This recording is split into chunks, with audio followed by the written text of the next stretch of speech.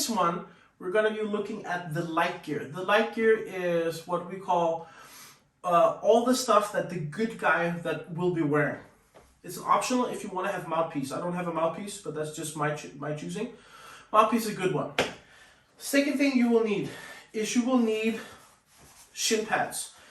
Shin pads, the brand that I recommend is Adidas, and those are again World Taekwondo certified shin pads.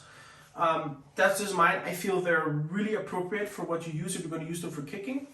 You can use kickboxing, you can use Thai shin guards, but those are really heavy duty ones. In our rat scenario, you need just enough protection to keep you going, but not enough that you are immune to the pain, because the pain factor is the thing that will keep you honest, so you just can't stand there and trade shots.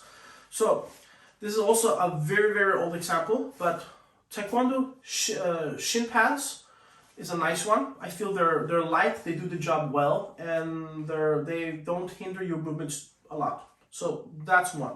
Second thing that usually comes along that is the forearm guards. From the same series, forearm guards is also a good one.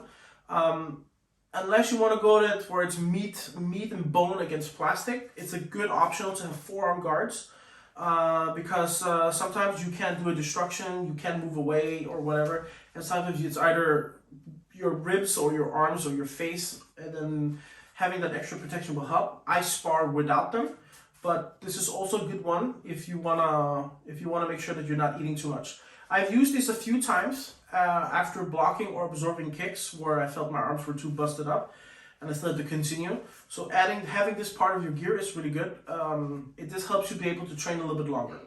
The next thing you need after getting your shin guards, or shin pads in this case, is you need knee protection. The ones that I have are Rogue. What you're looking for is any kind of knee protection that will help you. The thing is that when you're kicking, right, there's a chance that your knee will hit something on the way in, especially if you're doing low kicks and you misplay or misaim. So having knee pads are really good. You want knee pads that are not too bulky, but just enough that gives you a good padding that you can move around and kick without it hindering your movements.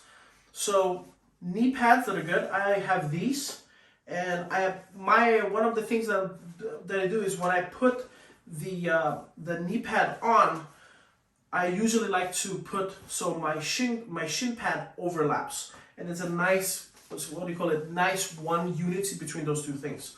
So another thing to keep in mind is when you're getting your knee protections is that you want something that will blend in with your shin pads nicely. So if you want to also want to color coordinate, that's another option if you want. I did. I'm not afraid to admit that, but make sure that they fit together nicely. But the important thing is that it protects your knees and it doesn't hinder your movements, and it fits well, and it still allows you to do standard kicks. So knee pads.